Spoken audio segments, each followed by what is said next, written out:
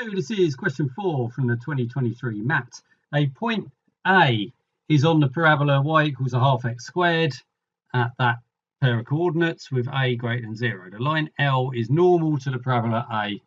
Point B lies on L such that the distance AB is a fixed positive number D. B above and to the left of A. Right, let's get a bit of a sketch of all of this then. So we've got a parabola and we've then got some point on it, A, and we've got a line normal to it at A, and on that line, that's line L, on that line L we've got a point B, which is a distance D from A, so that's A, and B is above and to the left, so B's up here, and that distance is D. So that's the setup that we've got. And then it wants us to find the coordinates of B in terms of A and D. Right, this is going to be a bit annoying, isn't it? So we've got y equals x squared over 2. So we've got our dy dx is just x. So therefore the gradient of L is going to be, well, that would be, oh yes, that's at A. So the gradient of the parabola at A is little a, so that would be minus 1 over A.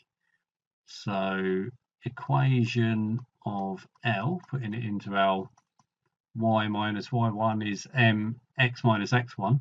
We've got y minus a squared over 2 is equal to minus 1 over a x minus a. Right, so that's a starting equation.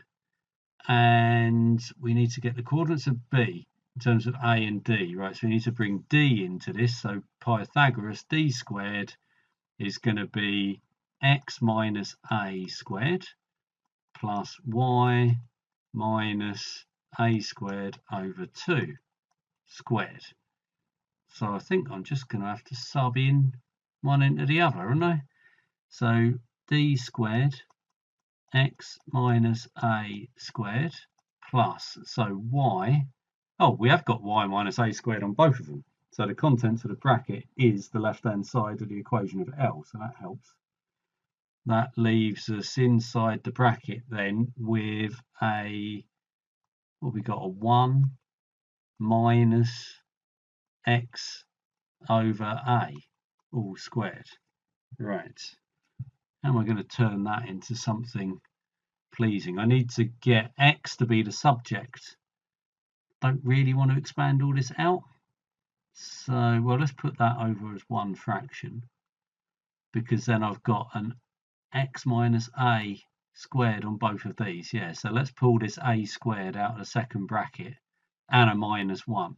So if I take a minus 1 out of a, minus 1 over a is what I'm trying to say, out of that second bracket. So we'll have x minus a squared plus 1 over a squared x minus a all squared. Brilliant.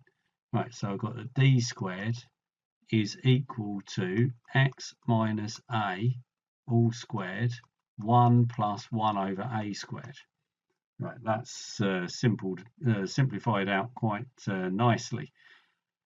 Right, so multiply everything through then by a squared. So I'd have a squared d squared, and then divide by a squared plus 1 and square root it, and that gives us a plus or minus. Then add on the a, and that gives us our x. So I've got to deal with that plus or minus, because the plus or minus is going to be which direction are we going along L from A. We want to go towards lower x, so we're going to want the negative square root. So take negative square root for B as B to the left of A. So that leaves us with x is going to be equal to A minus, then, well, we just got AD on the top, and then the square root of a squared plus 1 on the bottom. So that is the x coordinate, and we need the y coordinate, which is we need to go back to this equation of the line. So y is equal to a squared over 2, then plus 1, and then minus x over a. So minus x over a. So that's minus 1, and then plus d over the square root of a squared plus 1, taking our x coordinate. So the 1's cancel, and we get a squared over 2 plus d over the square root of a squared plus 1. Right, so our coordinates of b then, b, actually write them out in full, we've got a minus ad over the square root of a squared plus 1. That's our x coordinate, and we've got a squared over 2 plus d over the square root of a squared plus 1. Right, that was a slog for a start, but at least it's got 6 marks on the board. Show that in order for b to lie on the parabola, we must have that. I wonder if I'll be able to squeeze this on here, because I'm going to need to use those coordinates again. Maybe I'll be able to squeeze that on here, I don't know. If it's going to lie on the parabola, we need those coordinates to satisfy this y equals x squared over 2. So for part 2, we need that to satisfy y equals x squared over 2. So we've got y is a squared over 2 plus d divided by the square root of a squared plus 1. And then we've got x squared over 2. So that is going to be, well, a squared divided by 2, so that's all going to cancel. Then we're going to have plus a squared d squared over 2 a squared plus 1. Then the 2's will cancel on this one, but we'll have a minus a squared d over the square root of a squared plus 1. So we need that to work out. Cancel those. Cancel d's. Get rid of that d, and that d. Then what am I doing? Well, we've got a common denominator here, and I need to get a squared d as subject. So that's clearly that a squared d that I've got sitting there. So I'll have that a squared d is going to be equal to 2a squared plus 1, because I'm going to have to multiply through by that. But then I can add these other two fractions together, which would give, so I'm multiplying by 1 plus a squared over the square root of a squared plus 1. Right, so I got a squared plus 1 squared and then divided by its square root. So that's going to be to the power of 3 over 2, which is what we want. Excellent. Right, that's dropped out quite nicely to the 3 over 2. Right, that was, yeah, that was pleasing that that went through as it did.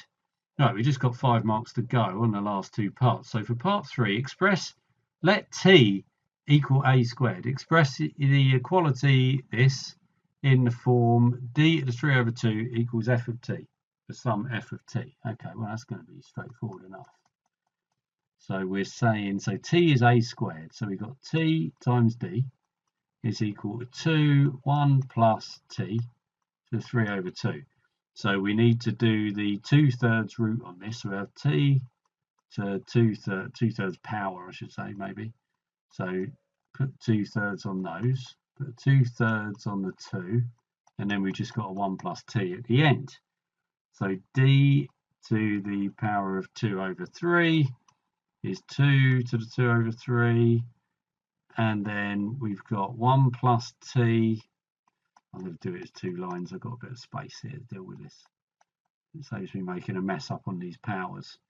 So d to the 2/3 is 2 to the 2/3. So that would be t to the minus 2/3 plus t to the 3rd. Fairly ugly looking f of t, but that is f of t. Last part. Find the minimum value of f of t. Hence show that the equality holds for some real value of a if and only if d is greater than or equal to some value, which you should identify. Well, yeah, because d to the 2 over thirds, d to the power of 2 over 3 is f of t. So if we get a minimum value of f of t, we got a minimum value of d to the power of 2 over 3. Fine. So f of t is all of that. So differentiating it, 2 to the 2/3, then we've got minus 2/3 t to the minus 5 over 3 plus 1/3 of t to the minus 2/3. Differentiate it again because we're going to want to show that it's a minimum. 2 to the 2 over 3. That would then be 10 over 9 t to the minus 8 over 3 minus 2 over 9 t to the minus 5 over 3. So we've got we want to set this equal to 0 when, well, the things will be in the bracket will be equal to each other because we've got a positive and a negative, and we can cancel those 3's. So we're saying that 2 times t to the minus 5 over 3 is equal to t to the minus 2 over 3. So, well, let's get rid of these minus powers. 2 to the t, 2 times t to the 2 over 3. I've got too many 2's, t's and everything else in this. Keep getting my words wrong. 2 times t to the 2 over 3 is t to the 5 over 3. Okay. Then cube everything. 2 cubed, t times t squared is t to the 5, divided by t squared. So we've got t cubed is 2 cubes. T is 2. Yeah, we also need f of t. So that'd be our minimum value of f of t. Well, f of 2 is what I want, isn't it? F of 2 is, I can't even, where's my, this is my f of t here, isn't it? I'm going to need more space to work out f of 2 than that. F of 2 is 2 to the 2/3 times 2 to the minus 2/3 plus 2 to the 3rd. So that is 1 plus 2 is 3. Okay, so we've got that. That's our minimum value of f of t. So that's our min f of t. Need to show that it's a min though, that's the thing, isn't it? So f double dash of 2 is 2 to the 2/3, 10 over 9, 2 to the minus 8 over 3. Right, this is a mess. 2 to the minus 5 over 3. Right, so we need to look at what is bigger out of 10 times 2, so well, 10 divided by 2 to the 8 over 3 and 2 divided by 2 to the 5 over 3.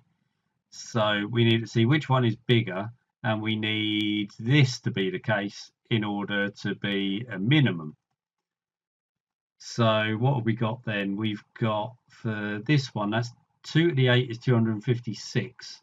So the cube root, this is somewhere, cube root of 256, that's going to be somewhere between 6 and 7. So that's dealt with that one. And then we've got 2 to the 5 is 32. So the cube root of this is going to be a little over 3. It's 3 and a bit. So this thing is less than 1. And this thing is greater than 1. So that works. So we have got a minimum there. Well, what am I actually doing on this? I've kind of lost track of where I am. So I've got the minimum value of f of t is 3. And hence show that this holds. Yeah, okay, right. So let's just squeeze in the middle then. So f of t, so minimum is 3. So d minimum to the 2/3 equals 3. So we've got then that d min is equal to 3 to the 1.5. So 3 root 3 is the minimum value of D for A to have a value. Right, so that was a fiddly end to a fiddly question. Just lots of fiddly algebra all the way through that one, really, but it was relatively sort of procedural and standard stuff, but there was certainly plenty of places where you could go wrong with the algebra. But yeah, again, not a very insightful question, but at least we had to work for it more than on the last one, where we just had to turn up on question 3. At least they made us sweat a little for this one.